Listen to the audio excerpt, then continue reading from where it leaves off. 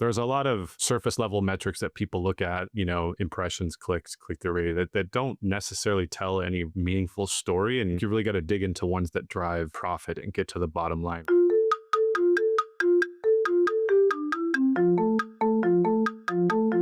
Are you a fitness-loving foodie? Then Defy Snacks is for you. Defy offers real, high-quality chocolate you love, combined with functional ingredients, giving you as much as 26 grams of protein per bag, so you can be both a little bit bad and a little bit good at the same time. As a female-owned brand, Defy dedicates a portion of its profits to other women-owned businesses. Currently sold in the US, you can find us on defy.snacks.com and follow us on social at Defy Snacks.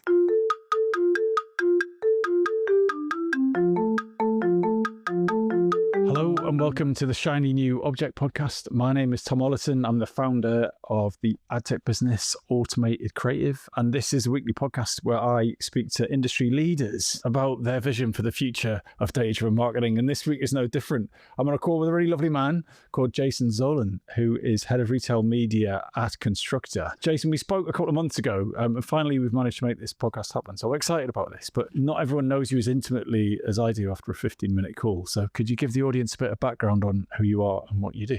Happy to. Jason Zollan. I would say first and foremost, I'm a husband to my beautiful wife. I'm a father to my wonderful daughter. How old's your daughter, Jason? How old? 12. She's 12 going on 16 probably.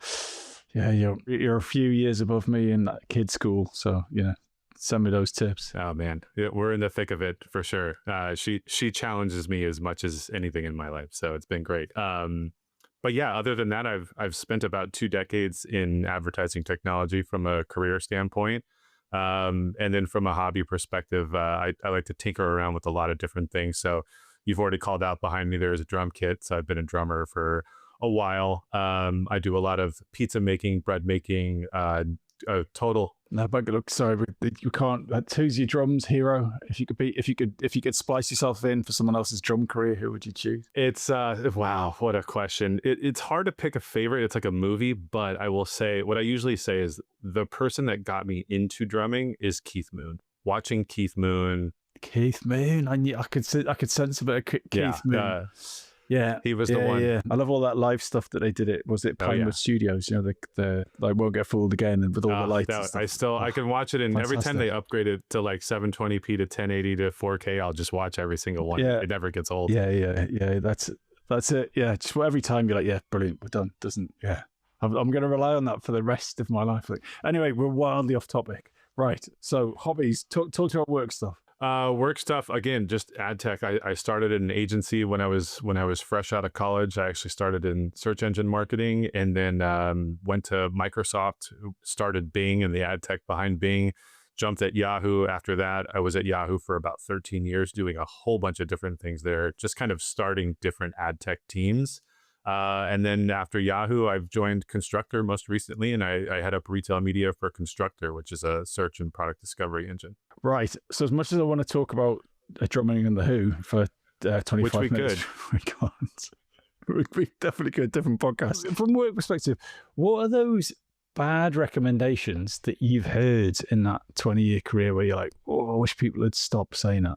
Yeah, great question. And I've gotten so much good advice. I hope I've given some good advice. I might have given some bad ones, but for me, one is work hard and you'll get rewarded.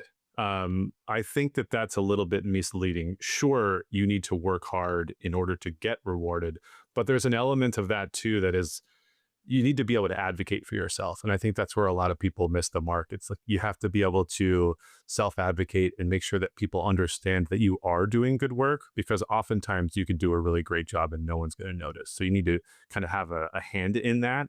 Another one is, if you're not moving up, you're moving out. Like, you're not succeeding unless you're rising up the ranks. I just think that's total bullshit. If some people are totally happy being at one level their entire career, some people want to stay individual contributors. I've been burned by getting elevated too high. You kind of get in the spotlight and you're sort of the first one to go in some circumstances. So I think each individual has their own goal, and that can sometimes not be applicable. And then the last one I would say is, you got to stay at your job for, X amount of years. Like you got to stay at your job for a year, give it a try. You got to stay at your job for 5 years so you're not jumping around too much. No, oftentimes jumping around is what you should do because that's kind of how you make some money. Like you're going to get a 20% raise going from company A to company B. Company A would never give you a 20% raise, right? And the other thing is, I always tell people, no one's going to look out for you except for you. So if you're not happy in a job, you're hurting yourself and you're also probably hurting that company. Like get out. It's not fair to stay in a relationship that you don't want to be in for any longer than you should. So those are kind of my three big ones.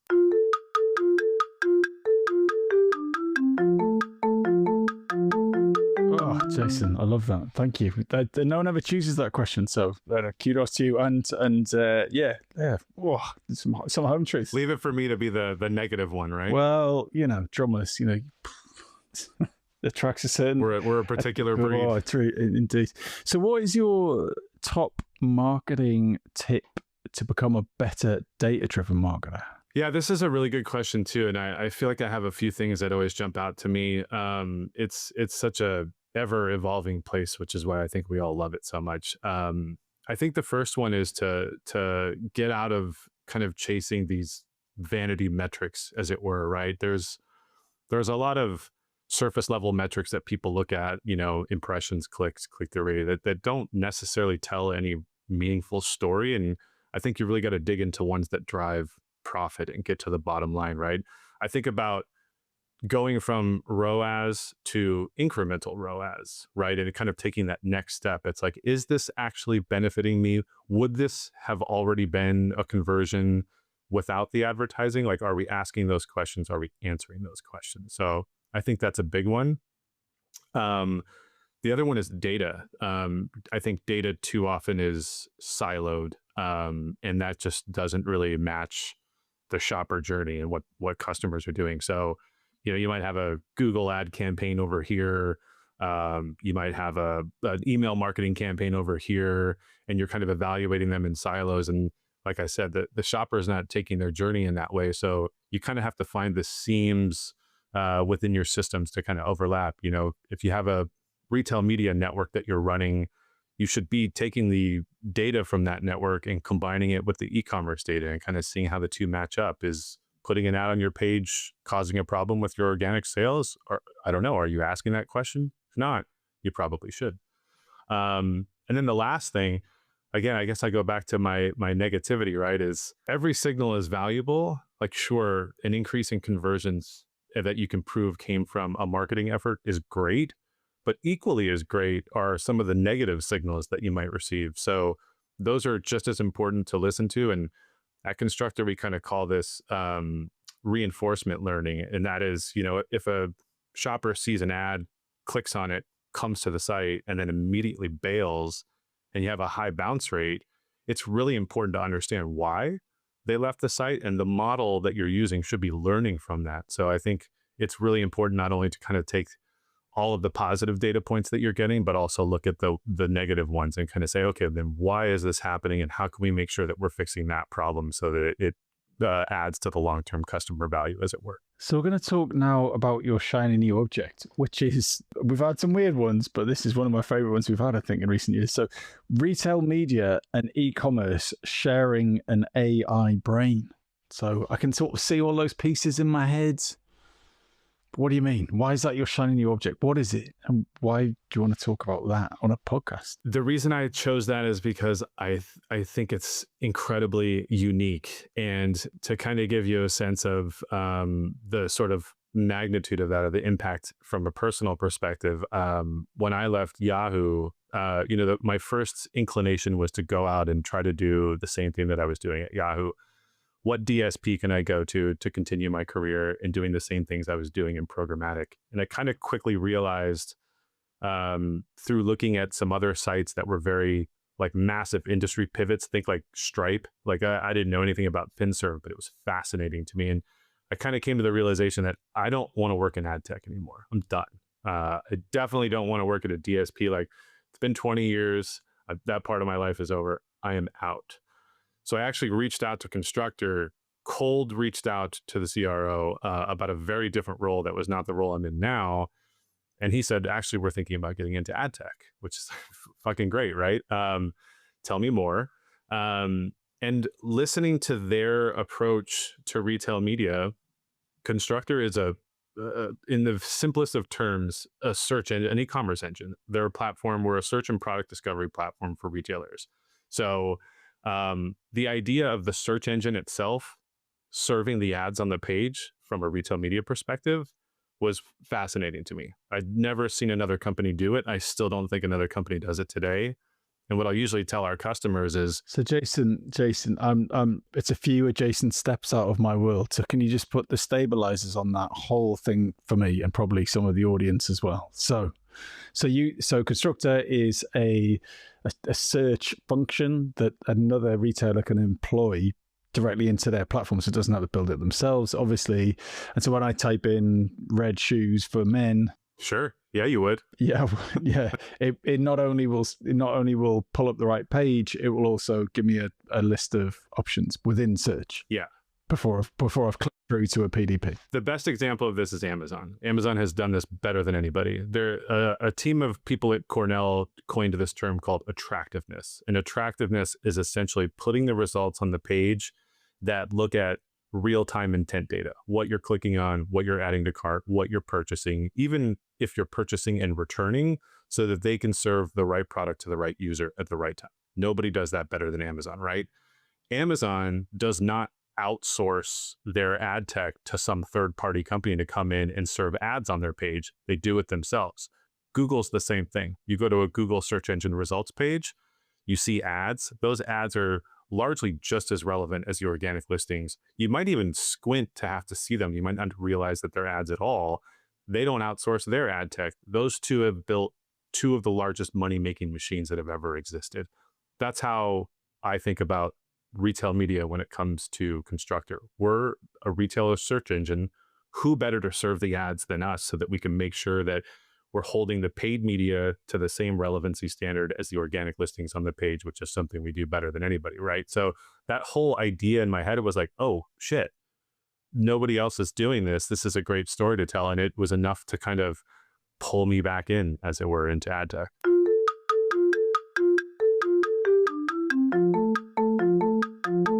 This episode of the Shiny New Object podcast is brought to you in partnership with MadFest. Whether it's live in London or streamed online to the global marketing community, you can always expect a distinctive and daring blend of fast-paced content, startup innovation pitches, and unconventional entertainment from MadFest events. You'll find me causing trouble on stage, recording live versions of this podcast, and sharing a beer with the nicest and most influential people in marketing. Check it out at www.madfestlondon.com.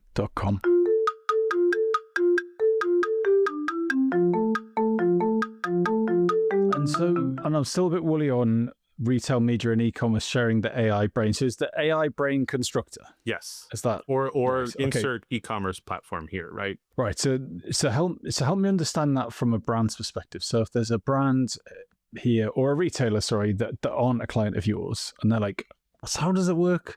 Walk through what a user journey would be in a way that the retailer and the brand could understand. Yeah. So say you're Sephora, and let's go way back to, you haven't even implemented Constructor yet. So our founder looked at something like Netflix or Amazon.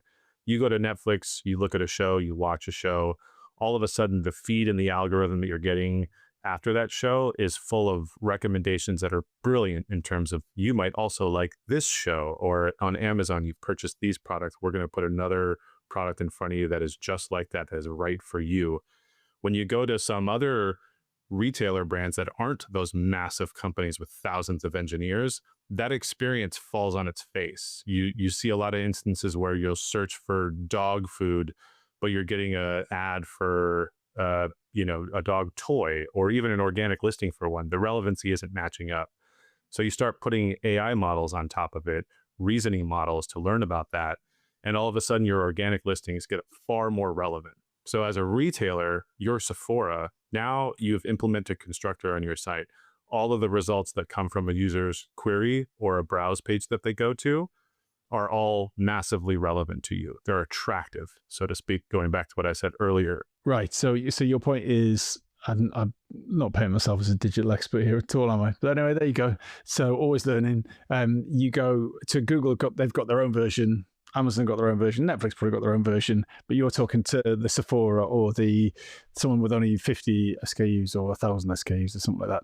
Then it's like they could have 1 million, but they don't have 1,000 engineers. So Sephora has now fixed their organic listings, all of the search and product discovery that's happening, and they're now going to some retail media network who doesn't communicate or share any brain with their search engine, and they're just bolting ads on top. The result of that is going to be a number of different things, not least of which is the ads aren't going to be very relevant a lot of the times. Or maybe you go to Sephora and you do a search for moisturizer, and then you do a sort from price low to high, and all of a sudden the ad comes in and it doesn't follow that sorting rule. It's because the ad tech company doesn't understand that there's a sort happening because they're not your e-commerce platform. So for the two of those systems to then share a brain is where it all the magic sort of unlocks, right? So where I'm not getting this, and this is me, not you, and in full transparency. So I can understand on Sephora.com, someone types in red lipstick. Let's go with that. Then it's going to pull in red lipstick and then very red lipstick and not particularly red, or whatever. Like, not being a big purchaser of lipstick, sorry. So I can understand that the organic results on Sephora.com are better because of your AI brain, but then I don't understand the retail bit of it. So do you mean a retailer like a I don't know, like an American retail shop, like not Best Buy for lipstick, but sorry, once again, live in the UK, so I'm struggling here. But like, I don't know, Macy's.com or something, help me out. So how, is that what you mean? That the organic search results show up there as well? No. So let's go to Petco. I'm gonna sack myself. You're familiar with Petco? No, but is that an animal? Let's do a Costco. Are you familiar with Costco? Costco. Yeah, okay. Yeah. We don't power Costco, but let's assume for a second. I know. This time next year. Let's assume that we did. So all of the organic results on Costco are incredibly relevant and attractive because Constructor powers them. Constructor then goes to a third-party retail media network to implement ads on their site, so that when Coca-Cola wants to put an ad on Costco to make sure people buy Coca-Cola, they run it through this third-party retail media network. When you have a third party who is not sharing a brain with the e-commerce platform that you're using on the organic side, the ads are going to be less relevant. They're not going to follow sorting rules. They're not going to apply filtering rules.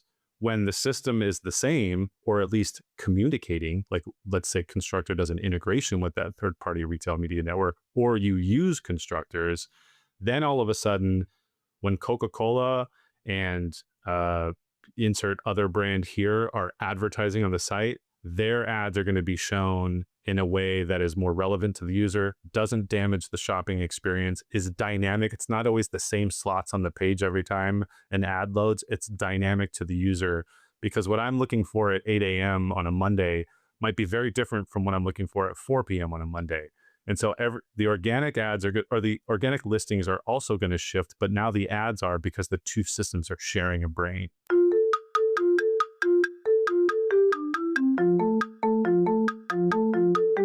So you're saying that your business is a bit like a click track for musicians. Look at you. Everyone knows where the just keeping us all on the time one is the whole time. Yes. That's it. Otherwise we're like, you wouldn't want to implement a third-party click track to come in and try to bolt on timing. You got to make sure everyone's tight and in the pocket. Everyone's got the same click, right? Yeah, I might use this from the for e-com to the retail. Well, I mean, it's pretty niche, isn't it? It's only gonna speak to the musicians out there. For anyone who's not a musician, a click track is like it's metronome. That's right? exactly what it is. The same beat, right? And so it tells you where the note should fall. And I don't know that. It doesn't tell you how the note, but it doesn't tell you how they should feel. No. And I don't know that Keith Moon ever used one, or if it would have mattered if he did. No, he did. Of course he did. The very video we were talking about, he's got his sellotape to his head. Because and they had the analog whatever or A no, little won't get fooled synthesizer. again. He probably did, yeah. a couple horse tranquilizers before that and downed like a fifth of gin. And so it wouldn't even have mattered. And that's why we love him. Yeah, I mean, everyone's got to have a healthy diet. Well, Jason, unfortunately, we're at the end of the podcast, and I love this in the podcast where I learn something and my brain starts going. So you've really stretched me, and you give me a sort of really interesting perspective on my own business, Automated Creative. And I'm thinking, right, well, what are those areas where we've got the data where it would be fantastic if that was directly plugged into some other data over here? And quite often we sort of focus on our specialism, whereas actually specialism plus something else what we sat on that someone else really needs is the question, and vice versa. Well, and this is such a fun space because it's, retail media has just been exploding for the last few years. So it's actually refreshing to kind of understand, maybe I should be talking about it in a different way, especially for those who are just now trying to stand up. Like we come across a variety of customers. They're either just now starting it or they're very established or somewhere in between. So sometimes you got to talk about it in a more simplified way. So I appreciate that. Yes, well, thanks for dumbing it down for me, Jason. I appreciate that. But I'm now going to wow people with my retail media and e-commerce sharing a brain chat at work tomorrow. Might get some funny looks. Jason, if someone wants to get in touch with you, where is a good place to do that, and what makes a message that you'll respond to? I would say LinkedIn is probably the best spot. What makes a message that I respond to? It goes back to attractiveness and relevancy.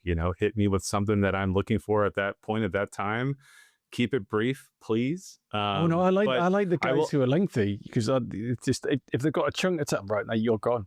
Whereas if someone's got like one part, you just ignore it. Mate, come on, forget about it. Or that weird dash thing that ChatGPT does. As soon as you see that, you're like, you're toast. No, Oh, the hyphen thing, and you're just hyphen. Like, no. But if someone's written, if you're using ChatGPT, please delete the hyphen. It's just it's a immediate mark. But if someone's done a paragraph, you're like, oh, I've got to read that now. Whereas you just go, no. So yeah, please write to me at length, and then I can ignore you. Yeah, I will say though, after being out of work for a little while and the overwhelming number of people who responded to me on LinkedIn, including my now boss who did not know me before, make those LinkedIn posts, reach out to people. You'll be really surprised who reaches back out. So I've been a lot better about answering a cold kind of message from someone on LinkedIn because I know how hard it is. I don't think it takes very much effort to say no thanks, but good luck.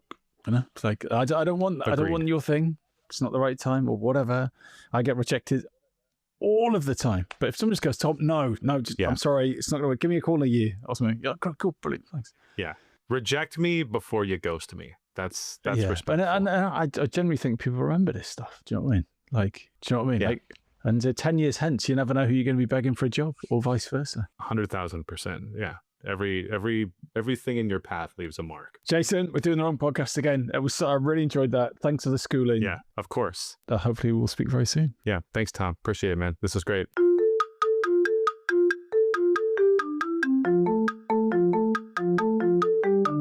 Hi. Just before you go, I'd really appreciate it if you could take the time to write a review of the shiny new Object podcast on Apple Podcasts or iTunes, whatever it's called these days, or whichever podcast provider you use. We're an indie podcast, so it would go a long way for us if you could just share the word and give us a bit of a support on those channels. That would just be fantastic. If you haven't got time, that's also cool. And yeah, if you could tell your colleagues about the podcast, and also, if possible, don't forget to subscribe. And I'd love to hear your feedback. If you'd like to speak on the podcast or be a guest, or you think I'm asking the wrong questions, anything, I'd be super interested to hear what you think. So please email me at tom@automatedcreative.net. That's TOM at, I'm not going to bother spelling it. Anyway, you'll work it out. Thanks so much.